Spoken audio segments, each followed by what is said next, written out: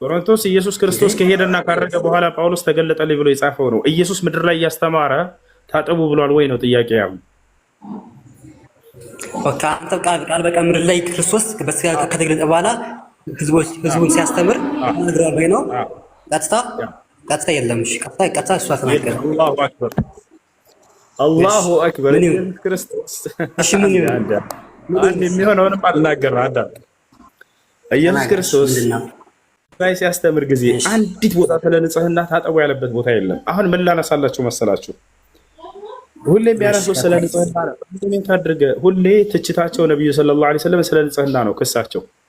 ነብዩ ሰለላሁ ዐለይሂ ወሰለም የዘር ፈሳሽ እንዴት ሻወር ይወስዳሉ? እንዴት ይታጠባሉ? እንዴት ያኺ ታጠባ አላለህም እኮ ክርስቶስ። አንዲት ቦታ ላይ ታጠቡ አላለም ኢየሱስ ክርስቶስ። እግዚአብሔር አዟናል። አሁን ወደ ብሉይ ኪዳን ልሄድልህ ነው፣ ወደ ቅድም። እሺ ብሉይ ኪዳንን እዚያ ቦታ ላይ ያለው ዳም ተረጋጋ፣ በፈጣሪ ስም ረጋ በእግዚአብሔር።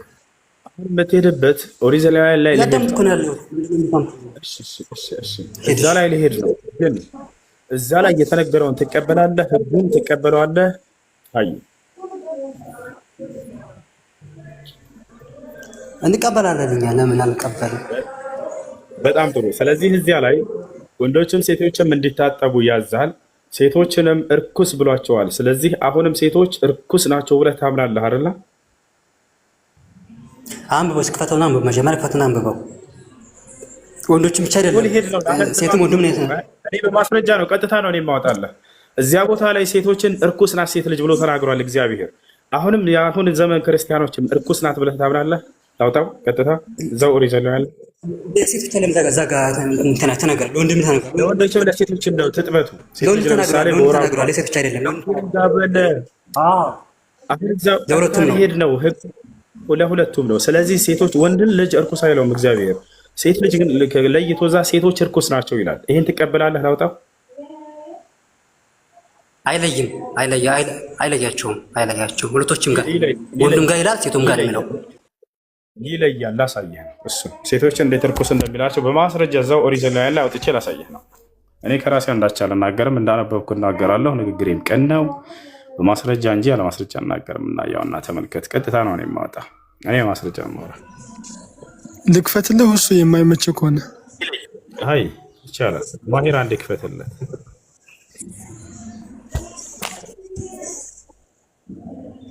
ክፈትልህ ኦሪት ዘሌዋውያን ምዕራፍ 15 ቁጥር 25 አንዴ ከዚያ ጀምር፣ ከ19 ጀምረን እናንብበው። አንዴ ከ16 ጀምረልኝ።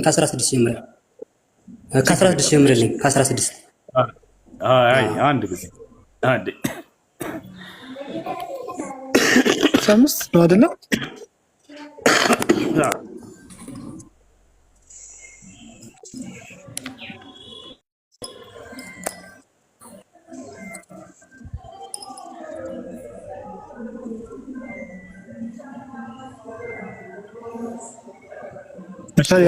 ከፍ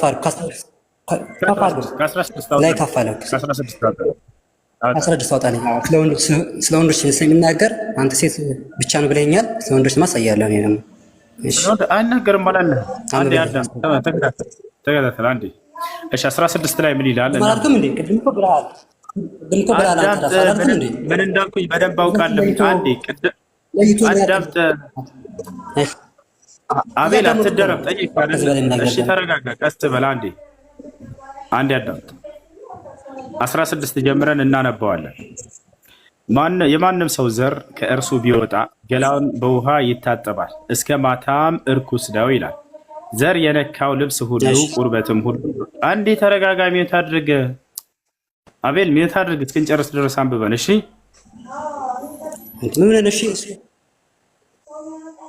እባክህን አንዴ ሚዩት አድርግ እስክንጨርስ። በየእንትኑ ጣልቃ ትግባ። አንብበን እስክንጨርስ ድረስ እሺ። ከዛ 17 ላይ ዘር የነካው ልብስ ሁሉ ቁርበትም ሁሉ በውሃ ይታጠባል ይላል፣ እስከ ማታም ድረስ እርኩስ ነው አለ። ወንዱ በሴቲቱ ቢደርስ ሁለቱ በውሃ ይታጠባሉ፣ እስከ ማታም ድረስ እርኩሶች ናቸው አለ። ይታል አይደል? ይህ አሁን ሰውየው ይታጠባል እስከ ማታ ድረስ ነው እርኩሰቱ የወንድ ልጅ። ገብታችኋል? አሁን የሴት ልጅንም እናንብብ።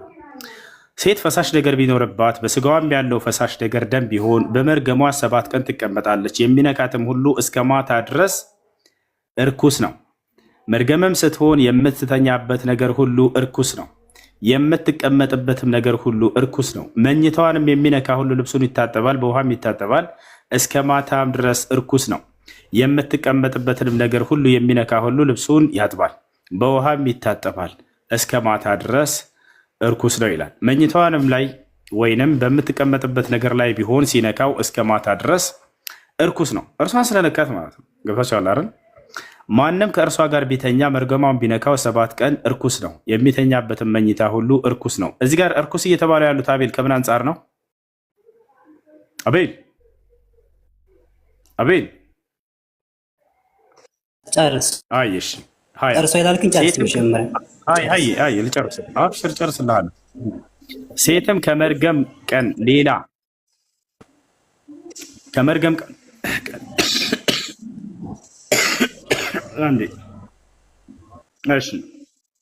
ሴትም ከመርገም ቀን ሌላ ደሟ ብዙ ቀን ቢፈስ እንግዲህ ከወር አበባ ደም ውጭ ማለት ነው። ብዙ ደም ቢፈሳት ብሎ ለይታ መጣ። ከዚያ በኋላ ወይንም ደሟ ከመርገማ ወራት የሚበልጥ ቢፈስ በመርገማ ወራት እንደሆነች እንዲሁ በፈሳሽዋ ርኩሰት ወራት ትሆናለች አለ። ከዚያ በኋላ እርኩስ ናት አለ። እርኩስ ናት። አይ አሁን እዚህ ቦታ ላይ አቤል ይሰማሃል? አቤል ይሰማሃል?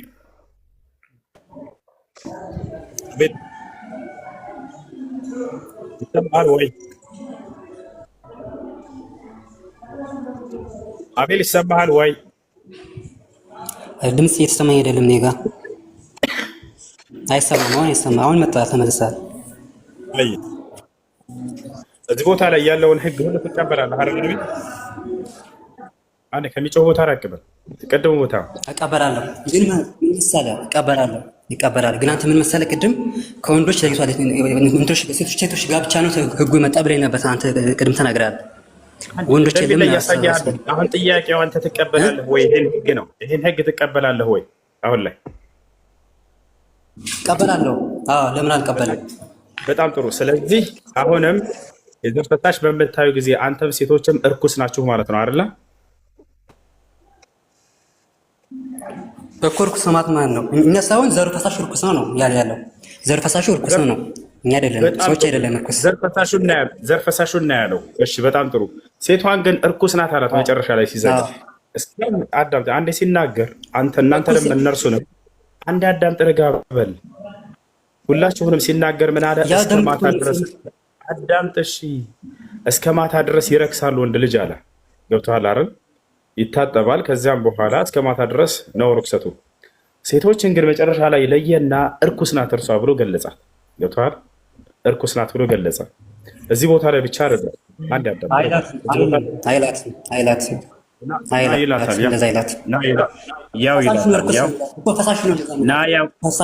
እርኩስ ናት ይላል። እርሷን ፈሳሹን አይደለም እርሷን ነው። ያው ናት የሚለው ፈሳሹን ነው ወይንስ እርሷን ነው? ላይም አንብበው ቁጥር 16 የራሱ ያው እርኩስ ናት አይላትም ማለት ነው። ላይ ራሱ አንብበው ቁጥር 16 ራሱ አንብበው። ለወንዱ ራሱ እርኩስ ነው የሚለው አቤል አዳምጥ። እርሷን አይደለም ፈሳሹን ነው እያለ ነው። እሺ ረጋ በል። ለወንዱ ራሱ እርኩስ ነው የሚለው ለወንዱ ራሱ እርኩስ ነው የሚለው ገብቶሃል? ኪያማት ማለት ነው።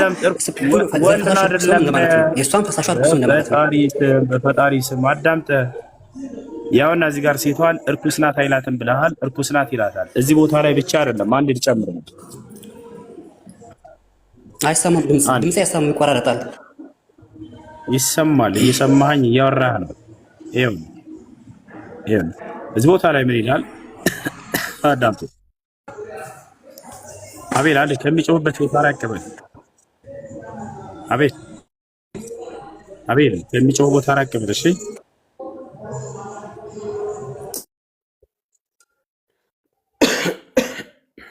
ከሚጮህ ቦታ ራቅ። አሁን ላይ ይቀበልታል። ይሄ ህግ እስከ ዛሬ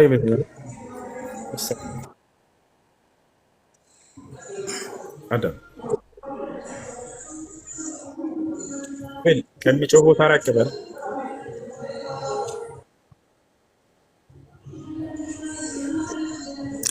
ይሰማል? እንደኔ ጋር ይሰማል?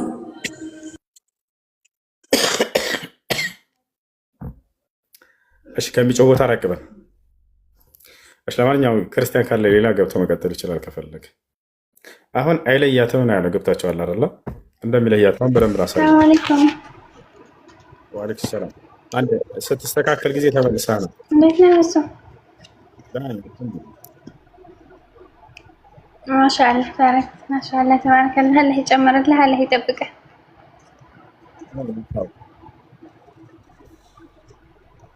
ስማማ ጥያቄ ነበረኝ እና በውስጥ ለመጠየቅ ፈልጌ ነበረ።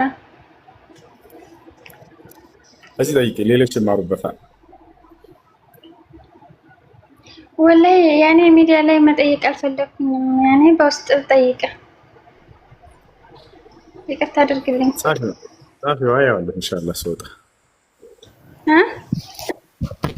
አያዋለሁ ኢንሻአላህ ጻፊው በውስጥ መጠየቃችሁ አያዋለሁ ጻፊው እሺ ድምጽ ብድል በስም አይደለ ያኔ ሰላም ሰላም አንነምር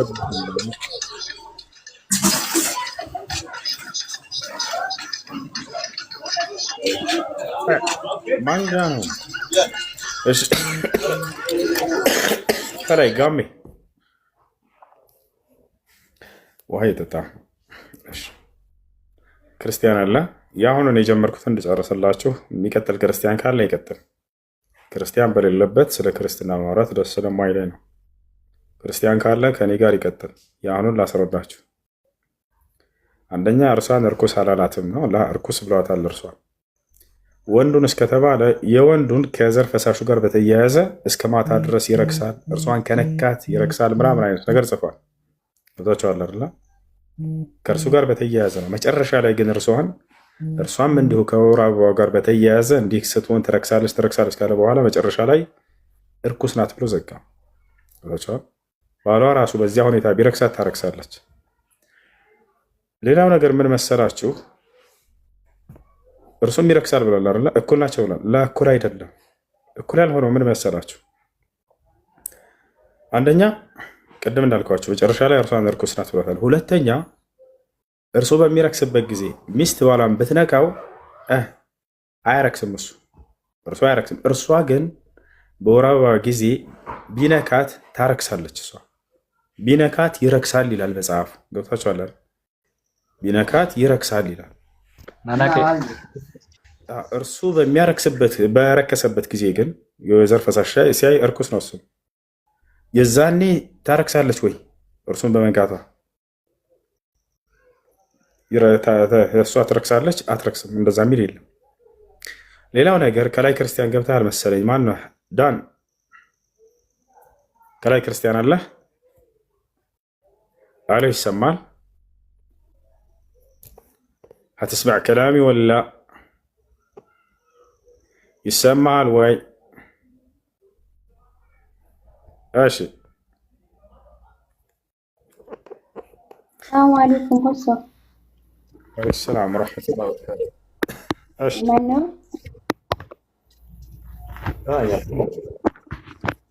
عندي ጥያቄ ነበረኝ። ጥያቄሽ ነው? አንድ ሴት የወር አበባ ሆና ኒካ ይታሰራል? ይታሰራል፣ ግን በዚያ ሁኔታ ላይ ሳሉ ግንኙነት ማድረግ አይቻልም።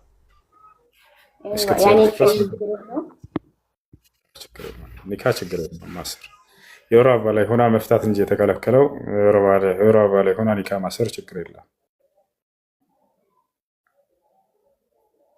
ነበር። አመሰግናለሁ።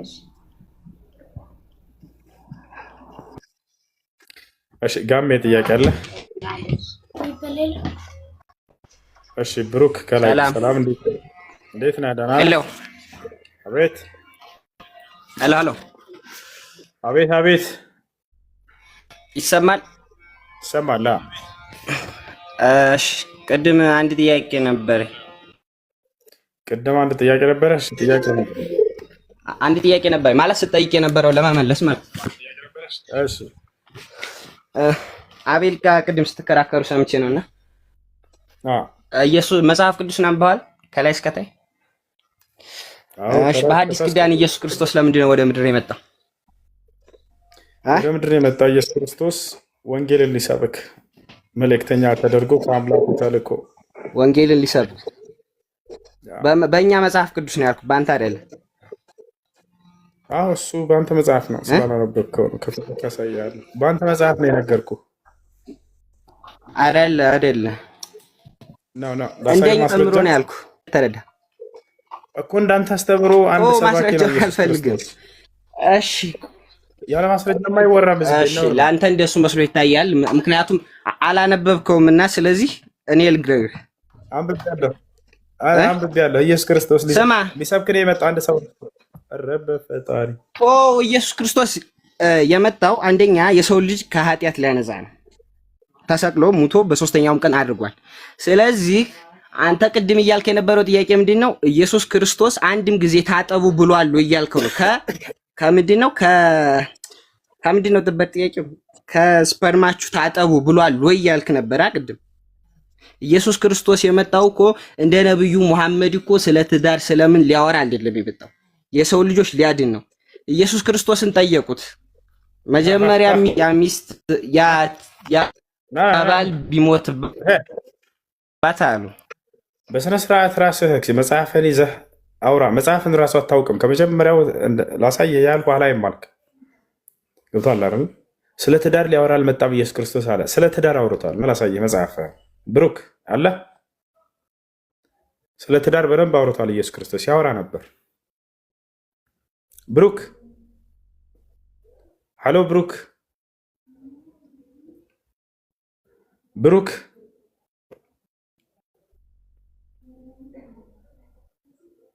የለም ልጆች ይታያችኋል? እየሰማ ነው ዝም ያለው። ብሩክ ና። ኢየሱስ ክርስቶስ ስለ ትዳር ሊያወራ አልመጣም። በደንብ ነው ያወራው ስለ ትዳር። መጽሐፍን አታነብም ማለት ነው። ጥያቄው ይደገምና ጥያቄው ምንድን ነው? ጥያቄው ኢየሱስ ክርስቶስ አምልኩኝ ሳይል ለምን ትመልኩታላችሁ? የቱ ጋር አምልኩኝ ያለው ኢየሱስ ተገዙኝ ያለው ነው ጥያቄው። ጥያቄው ምንድን ነው ያለ መሰላችሁ? መጀመሪያ ጥያቄው ታጠቡ ብሏል ወይ ነው ያልከው። ጥያቄው ምንድን ነው? አንዴ እሺ፣ ጥያቄውን እኮ ሰምቶታል እሱ። እሺ አሁን ወደ መልሱ ግባሽ። ኢየሱስ ክርስቶስ ስለ ትዳር አላወራም ነው ያልከው? አውርቷል። ብቻ አድርጉትና ጥያቄውን ለማመለስ እንትን እንላለን። ጥያቄውን ድገሙና ጥያቄው ይደገም። ግን የመጣው ተጋቡ ታጠቡ ከንቱም በኋላ ታጠቡ ከንቱም በኋላ ትታጠቡ ሊል አይደለም ወንድሜ። ይሄን ነው ልነግርህ የፈለኩት። ሰምተኸኝ ነው? ቅድም ምን አለ? ተጋቡ ስለ ትዳር ሊያወራ አልመጣም አለ። ላሳየህ ስለው አይ ስለ ትዳር አውርቷል በቃ ብሎ አመነ። አሁን ደግሞ ስለ ትጥበት አላወራም አለ። ይሄ እኮ ታዲያ የሚወቀስበት ነገር እንጂ የሚወደስበት ነገር አይደለም እኮ። ትጥበትን ንጽህናን አለማስተማሩ ዘለቀ። ነቢያቶች ሁሉ ከእርሱ በፊት ስለ ንጽህና አስተምረው ሄደው እርሱ እንዴት ሳያስተምር ሄደ? ይህ እኮ ጥያቄ ምልክት ውስጥ የሚያስገባው ነገር ነው። በነቢያት መንገድ ላይ ላለመሆኑ ማስረጃ እያደረግህ እኮ ነው። ነቢዩ ሰለላሁ ዐለይሂ ወሰለም መጥተው እንደቀደሙት ነቢያት ንጽህናቸውን ጠበቁ። ከዘር ፈሳሽ በኋላ ሰውየው መታጠብ አለበት ብለው አስተማሩ። ነቢዩ መሐመድ ኢየሱስ ክርስቶስ የሚወዳደረው አይደለም መጀመሪያ ማለት ነው። እያወዳደሩ እርሳቸው ለዓለም የተላኩ ነብይ ናቸው። እርሱ ደግሞ ለእስራኤል ወገን የተላከ ነብይ። እንዴት እያወዳድራለሁ? ትክክል። አዳምጥ አንድ ጊዜ። ኢየሱስ ክርስቶስ ለማን ነው የተላከው? ኢየሱስ ክርስቶስ ነብይ አይደለም፣ ነብይ ነው። ላሳይህ መጽሐፍህ ላይ አይደለም። ነብይ ኢየሱስ እኮ አሳየኝ። ክርስቶስ ዘመን ያለው ሄድሽ በኢየሱስ ክርስቶስ ዘመን ያሉት ሰዎች ነብዩ ኢየሱስ እያሉ ነበር የሚጠሩት ነው። ማስረጃ ላሳየህ። እስኪ አሳየኝ። 11 እና 12 እናንተ ምን አድርጉ እና አንብበ። ያ 11 እና 12 አንብብ። ብሩክ አለ አሎ ምን ይላል?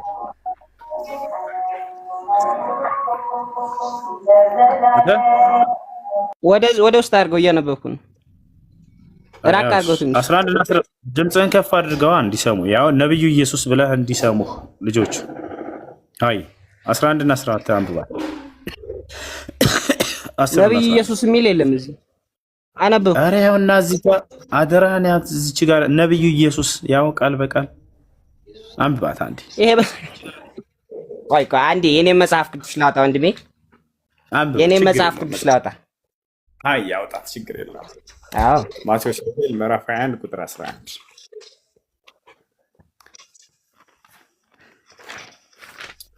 በኢየሱስ ክርስቶስ ዘመን ያሉ ሰዎች እንዳለ ነብዩ ኢየሱስ ብለው ነበር የሚያምኑት። የአሁኑ ዘመኖች ግን ለአንድ ማለት ነው። ሁሱ ሰምተኸኝ ነው? እየሰማኸኝ ነው? ሰምቻለሁ። እየሰማሁ ነው። አንብብ። በሌላ ስልክ ስለሌለኝ ነው። ከስልኬ ላውጣ አንዴ ብቻ ጠብቀኝ። ችግር የለም። አይ እጠብቅሃለሁ። እንደሱ የሚል የለም መጽሐፍ ላይ ብላ እስኪ እናያለን። እሺ ከታች አሁን ያለሽ አሎ تسمعي كلامي على شوي يا اختي انزلي تحت. ايش ادمنوش ካላችሁ በተራ አስገባቸው።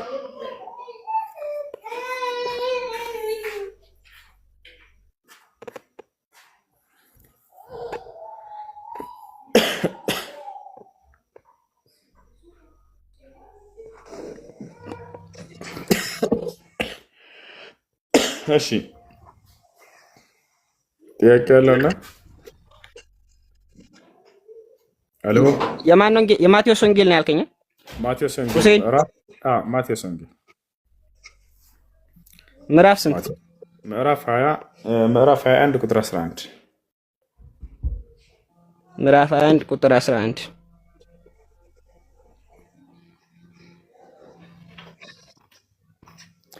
እስኪያወጣ ድረስ እኔ የለቀኩት ቪዲዮ አለ። ሁላችሁም ገብታችሁ ኮፒ ሊንክ ሪፖስት አድርጉት። ቪዲዮውን ይዩት በደንብ።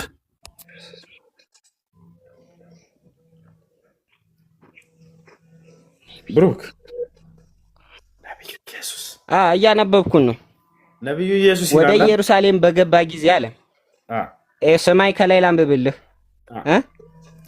ወደ ኢየሩሳሌም በገባ ጊዜ መላው ከተማ ይህ ማን ነው ብሎ ተናወጠ አለ። ህዝቡም ይህ ከገሊላ ከናዝሬት የመጣ የነብዩ ኢየሱስ ነው አለ። የነብዩ ነው ነብዩ ኢየሱስ ታው ነብዩ ኢየሱስ ነው አለ አሉ። ኢየሱስም ወደ መቅደሱ ገባና በመቅደስ የሚሸጡትና የሚገዙትን ሁሉ አወጣ። የገንዘብ ለዋጮችን ገበታዎች፣ የእርግብ ሻዋጮችን ወንበር ገለበጠ። ቤቴን የጸሎት ቤት ትባላላችሁ ተብሎ ተጽፏል፣ እናንተ ግን የወንበዴዎች ዋሻ አደረጋችሁት አለ። አላሁ አክበር። ነብዩ ኢየሱስ ይላል አይደለ? ብሩኬ ነው ተሳስቻለሁ። ማን ነው ነብዩ ኢየሱስ ያሉት? ታሪክ ህዝቡ ማን ነው? እዛው ውስጥ የነበሩ ህዝቦች ናቸው። ገና ሲቀበላቸው የነበሩ ይሄ ማን ነው ብሎ ሲናወጥ ሰምታይ ነው። ነብዩ ኢየሱስ የሚል ቃል የለም ብለህ ነበር አለ ወይንስ የለም? አሁን መጽሐፉ ላይ እንደሱ አላልኩ የለም ብለህ ነበር ቅድም አይደል? እኔ ያላልኩትን ነገር እንዴት ትላለህ? እና ወይ ያላልከውን አይደለም። እኔ አውዙ ቢላህ አናፍተሪ አለና በሰዎች ላይ ከመቅጠፍ በአላህ እጠብቃለሁ። ቅድም ምን አልከኝ አንተ? ነብዩ ኢየሱስ የሚል የለም ብለህ ነበር። ነብዩ ኢየሱስ የሚለውን ሳሳየህ ጊዜ አይ በራሴ መጽሐፍ ካላየሁኝ አልክ። አሁን በራሴ መጽሐፍ ላይ ነብዩ ኢየሱስ የሚል ቃል አየህ አይደለ? ህዝቡ እኮ ነው እንደዛ ያለው ወንድሜ እኮ። ታዲያ ማቴዎስ ይሄን ተሳስተዋል እንደዛ ያለው ማቴዎስ ይሄን ተሳስተዋል አይደለም። ህዝቡ እኮ ነው ይኸው። እሺ ሂድ። እኔ እኮ እንስሳት ነው ያለው አላልኩም እኮ። ህዝቡ እኮ ነው በክርስቶስ ዘመን የሚኖሩ የነበሩ ህዝቦች፣ የኢየሩሳሌም ህዝቦች ነብዩ አንድ ረጋበል ነብዩ ኢየሱስ ብለው ነው የሚጠሩት። ይሄን ሲጠሩ እየሰማሁ ነው። ጨርስ እንጂ ታዲያ ይሄን ሲናገሩ ጊዜ ኢየሱስ ክርስቶስ አይ ተሳስታችኋል፣ እኔ ነብይ አይደለሁም ብሎ አላረማቸውም። እንዲሁም ማቴዎስ ይሄን ወንጌል የጻፈው ነገር ግን ህዝቦቹ ተሳስተዋል፣ እርሱ ነብይ አይደለም፣ እርሱ ፍጹም ሰው ፍጹም አምላክ ነው ብሎ አንዲት እርማትም አልሰጠም። ገብቶሃል አይደል? ስለዚህ አንደኛ ይሄ ነው። ሁለተኛ ነብይ መሆኑ ብቻ ሳይሆን እንደቀደሙት ነብያቶች አንድ ነብይ ነው ኢየሱስ፣ ልክ እንደነ ሙሴ ማለት ነው። ገብቶሃል አይደል? ለዚህም ማስረጃ ኦሪት ዘዳግም ምዕራፍ 18 ቁጥር 18 ላይ ለሙሴ እግዚአብሔር ምን አለው? እንደ አንተ ያለ ነብይ ያስነሳላቸዋለሁ አለ። ገብቶሃል? ለእስራኤላውያኖች። ከዚያም በኋላ ይሄን የተነገረው ለኢየሱስ ነው ብለው አዲስ ኪዳን ላይ የሐዋርያት ሥራ ላይ ቁጭ አድርገውታል። እንደ ሙሴ ያለ ነብይ የተባለው ለኢየሱስ ተብሎ ተቀምጧል። እንደ ሙሴ ያለ ነብይ ነው ኢየሱስ። ምን ትላለህ? አይደለም ዮሐንስ ወንጌል ምዕራፍ 13 ከቁጥር 13 ግለጽልኝ። አውቃለሁ እሱ። አሁን ግን ነብይነቱን እንጨርስ አንድ ጊዜ። እንደ ሙሴ ያለ ነብይ ነው የሚለውን አንዴ እንጨርስ እሱን። እሺ ነብይን ነው እንበል ካልን የፈጣሪውን ቃል ማክበር አለበታ። ሰምተኸኝ ነው?